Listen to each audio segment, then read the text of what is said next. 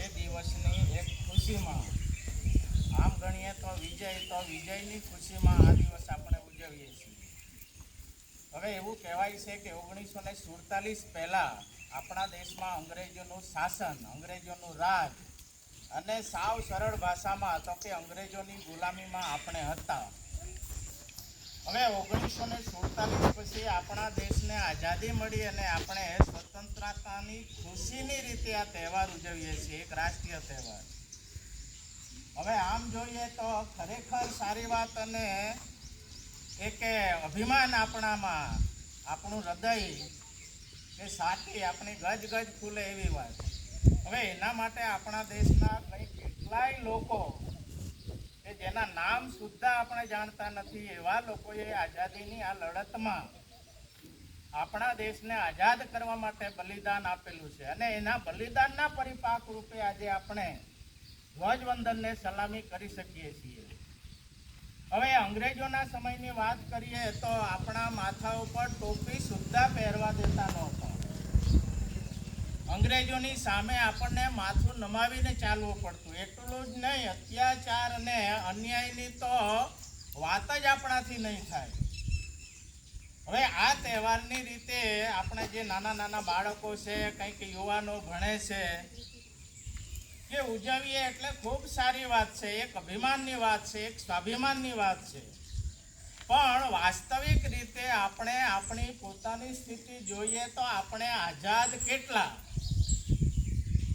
આજે બાળકો છે, જન્મજાતથી માંડીને બે હાથ જોડીને ત્રીજું માથું નમાવીને પ્રાર્થના કરે છે. પણ એ પ્રાર્થના કદાચ આસ્થાની રીતે, ધાર્મિક રીતે એમ ગણી શકીએ કે એ સારી વાત છે અને સંસ્કારી વાત છે. પણ અંગ્રેજોની સામે આપણે બે હાથ જોડીને ત્રીજું માથું નમાવતે તો આપણને આઝાદી મળતે નહીં મળતે. આઝાદી સમયે આપણે ત્યાં મુખ્ય બે પ્રવાહો, બે પ્રકારની ક્રાંતિ એક સાથે ચાલતી. હવે એક અહિંસાની રીતે ચાલતી મહાત્મા ગાંધીજીના નેજા હેઠળ, અને બીજી એક હિંસક ક્રાંતિ જે ચાલતી એ સુભાષચંદ્ર બોઝ, ભગતસિંહ જેવા, રાજગુરુ સુખદેવ જેવા અસંખ્ય એવા ક્રાંતિકારીઓની હિંસાત્મક પ્રવૃત્તિને આધારે ચાલતી. હવે માત્ર આપણે ગાંધીજીના આજે દેશની આઝાદી માટે નમન કરીએ એ સારી વાત છે, એમાંય કાંઈ ખોટું નથી.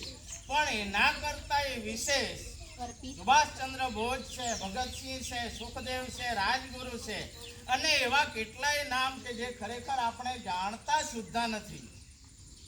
તો એવાને આજે આપણે નમન કરવાનો આ દિવસ છે. અને આજના આ દિવસે ખરેખર આપણે પ્રતિજ્ઞા કરવી જોઈએ કે આપણે આઝાદ કેટલા. સાવ સીધી વાત કરીએ, કદાચ કોઈને આ વાત ગમે ન ગમે એવું બની શકે, પણ આજે આપણે ધાર્મિક રીતે, રાજકીય રીતે, સામાજિક રીતે કઈ કેટલાના ગુલામ છીએ. ધાર્મિક રીતે એવું કહેવામાં આવે કે આ આપણું મંદિર છે, ચંપલ કાઢીને ત્યાં દર્શન કરવા જઈએ, બેશક સારી વાત છે. કોઈ રાજકીય પાર્ટી છે, જો તમને આ રીતે તમે મને મત આપીને ચૂંટશો તો હું તમને તમારા ગામમાં આટલો વિકાસ કરીને બતાવીશ અને આપણે એને મત આપીએ, બેશક સારી વાત છે. સામાજિક રીતે જ્યારે આપણે ભેગા થઈએ, કોઈકનું મરણ થાય, કોઈકના લગ્ન થાય અને એ ખુશીમાં અને એની ખુશીમાં આપણે સહભાગી બનીએ છીએ, બેશક એ પણ સારી વાત છે. પણ એમાં આપણે આઝાદ કેટલા? બાળકો છે, સ્કૂલમાં જાય એટલે શિક્ષકના ગુલામ. એ સીધા બેસ, એ વાત કેમ કરે છે, ફટાક કરતો આદેશ આવે શિક્ષકનો. બાળક ક્યાં ગુલામ થઈ જાય છે?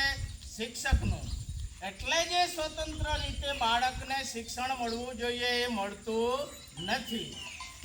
રાજકીય રીતે જોઈએ તો સરપંચ આપણને કહે કે ગામના આગેવાનો આપણને એવી વાત કરે કે નહીં, અમુક વ્યક્તિને જ આપણે મત આપીને ચૂંટવાના છે અને એ જ આપણું કામ કરશે. એમાં પણ આપણે ગુલામ બની જઈએ છીએ. ખરેખર એ પણ એ પ્રકારની ગુલામી જ છે. અત્યારે સરપંચ એટલે કે કોઈ પણ રાજકીય પાર્ટીથી પર છે, એ કોઈ રાજકીય પદ નથી. છતાં આજે સરપંચને જ્યાં ને ત્યાં જે તે રીતે આદેશ પ્રમાણે જવું પડે છે અને હાજરી આપવી પડે છે. ગામની રીતે જોઈએ તો ગામમાં કોઈ જાય, ફલાણું થઈ જાય, ઢેકણું થઈ જાય, તો એવામાં આપણે તો આ આઝાદી ખરેખર અર્થમાં ક્યારે આવે કે જ્યારે દરેક વ્યક્તિ પોતાની નિષ્ઠા, ઈમાનદારી અને શ્રદ્ધાપૂર્વક પોતાને સોંપાયેલી કામગીરી કરે તો જ્યાં સુધી આપણે પોતાનામાં નિષ્ઠા, ઈમાનદારી, સચ્ચાઈની સાથે નહીં જીવીએ ત્યાં સુધી આપણું જીવન નકામું છે અને આ ધ્વજવંદનને સલામી કરીએ છીએ એ પણ નકામું છે. એટલે આ તબક્કે 15મી ઓગસ્ટના દિવસે આઝાદી દિવસ તરીકે જ્યારે આપણે ઉજવીએ છીએ ત્યારે આપણે પોતાની રીતે, માનસિક રીતે જ્યાં સુધી આઝાદ નહીં થઈએ ત્યાં સુધી આઝાદી ગણાશે નહીં. અને એની સાથે જ આપણે વાત કરી દઈએ, આજે 79મો આ સ્વતંત્રતા દિવસ છે. હવે એમાં આપણી પ્રગતિ કેટલી, આપણા બાળકોની પ્રગતિ કેટલી, આપણા દેશના શિક્ષણની સ્થિતિ કેવી, આપણા દેશના રાજકારણની સ્થિતિ કેવી, ખરેખર આપણે વિચારતા નથી. ખરેખર આ એક વિચારવા જેવી વાત છે.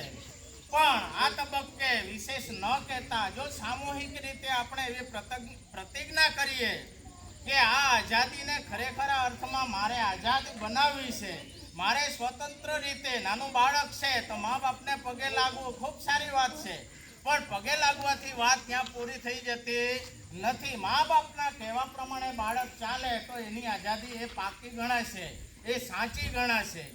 સ્કૂલમાં જશે, શિક્ષકના કહેવા પ્રમાણે સાચા માર્ગદર્શન થકી બાળક આગળ આવશે તો તે દિવસે સાચી આઝાદી ગણાશે. શિક્ષકને ટકોર નહીં કરવી પડે, સરપંચને ગામમાં ટકોર નહીં કરવી પડે, એવી સ્થિતિ જ્યારે ગામ લોકો પોતાની સ્વૈચ્છિક રીતે વાણી અને વર્તનમાં સુધારો કરશે તે દિવસે આપણને આઝાદી મળેલી ગણાશે.